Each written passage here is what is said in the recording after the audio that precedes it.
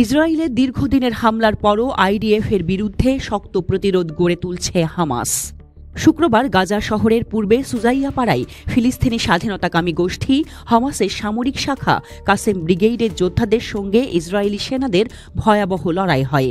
শনিবার ইসরায়েলি সেনাবাহিনীর radio channel প্রাথমিক তদন্তের বিবরণ প্রকাশ করেছে, যেখানে স্পষ্টভাবে উঠে এসেছে ইসরায়েলি সেনাবাহিনীর মৃত্যু ও আহত হওয়ার করুণ চিত্র। লড়াইয়ে ইসরায়েলি বাহিনীর বেশ কয়েকজন সেনা, যার মধ্যে একজন অফিসার রয়েছেন, তিনি নিহত হন। আজ ইসরায়েলি পুলিশ নিশ্চিত করেছে সীমান্তরক্ষী বাহিনীর ছদ্মবেশী ইউনিটের সদস্য নেতা ইতজাক কাহানার মৃত্যু হয়েছে। ইসরায়েলি সেনাবাহিনী আরও ঘোষণা করেছে যে সংঘর্ষের সময় ক্যাপ্টেন ইদো ভোলক নিহত হয়েছেন এবং আরও ৩ জন সেনা গুরুতর আহত হয়েছেন। কাসেম ব্রিগেড এক বিবৃতিতে জানিয়েছে, তাদের যোদ্ধারা সুজাইয়াপাড়ায় একটি ঘরের ভেতরে আশ্রয় নেওয়া ইসরায়েলি বিশেষ বাহিনীর ইউনিটকে লক্ষ্য করে আরপিজি ও ইয়াসিন 105 ক্ষেপণাস্ত্র দিয়ে প্রচণ্ড আঘাত হানে। এরপর তারা মেশিনগানের গর্জনে দখলদার সেনাদের উপর ঝাঁপিয়ে পড়ে ব্যাপক হতাহতের ঘটনা ঘটায়। ইসরায়েলি সংবাদ মাধ্যমের বরাতে জানা গেছে, শুক্রবারের ওই সংঘর্ষের প্রাথমিক তদন্তে প্রকাশ, ইসরায়েলি সেনাবাহিনীর ১৬তম রিজার্ভ ব্রিগেডের একটি দল সীমান্তের প্রায় ১.৫ কিলোমিটার ভেতরে অভিযান চালাচ্ছিল। তারা এলাকা তল্লাশি শেষে একটি বাড়িতে অবস্থান নেয় এবং ওত পেতে থাকে, যেখানে তাদের সহায়তা করছিল ইয়ামাস ছদ্মবেশী ইউনিটের সদস্যরা। বিকাল প্রায় ৪:২৫ একদল ফিলিস্তিনি যোদ্ধা ওত পেতে থাকা ইসরায়েলি বাহিনীর উপর ঝাঁপিয়ে পড়ে এবং প্রচণ্ড সংঘর্ষে লিপ্ত হয়। গোলাগুলির সেই লড়াইয়ে ইসরায়েলি বাহিনীর একজন সদস্য নিহত হয়।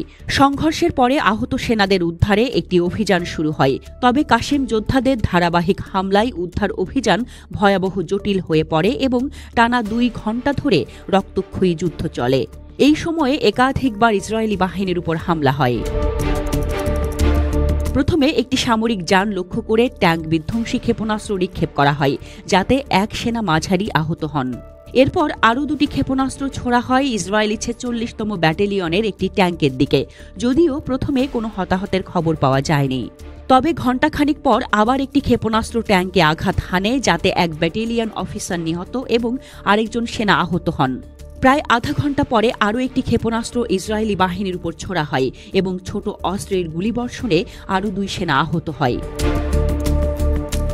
ইসরায়েলের চ্যানেল 12 জানায়, সুজাইয়া থেকে আহতদের সরিয়ে নিতে ২ ঘণ্টার প্রচেষ্টায় মোট ৫ বার মুখোমুখি সংঘর্ষ হয়। একই সঙ্গে প্রকাশ করা হয়, ইসরায়েলি সেনাবাহিনী ১৬তম ব্রিগেডের কমান্ডার অর্থাৎ জেরুজালেম ব্রিগেডের নেতা গুরুতর আহত হয়েছেন।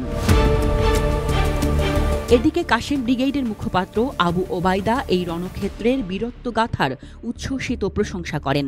টেলিগ্রামে দেওয়া পোস্টে তিনি বলেন, কাসেমের বীর সন্তানরা দখলদার বাহিনীকে নির্দিষ্ট সময়, নির্দিষ্ট স্থানে, নির্দিষ্ট কৌশলে অব্যর্থ মৃত্যু উপহার দিয়েছে। তিনি গাজার বেইত হনুন থেকে রাফাহ পর্যন্ত জুড়ে ছড়িয়ে থাকা মুক্তি সংগ্রামের লড়াইকে এক সামরিক বিস্ময় এবং জাতির যুবশক্তির অপরাজেয় মনোবলের উজ্জ্বল প্রমাণ বলে উল্লেখ করেন।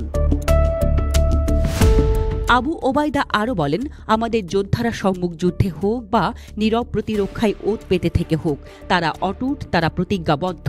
হয় বিজয় নয় শহীদি, পিছু হটার কোনো প্রশ্নই ওঠে না। সুজাইয়ার রক্তমাখা মাটিতে দখলদারদের উদ্ধত্ত চূর্ণ হচ্ছে। কাসেমের অস্ত্র থেকে জেগে উঠছে স্বাধীনতার দাবানল, যে দাবানল থামবে না যতক্ষণ না মাটি ফিরে আসে প্রকৃত মালিকের হাতে।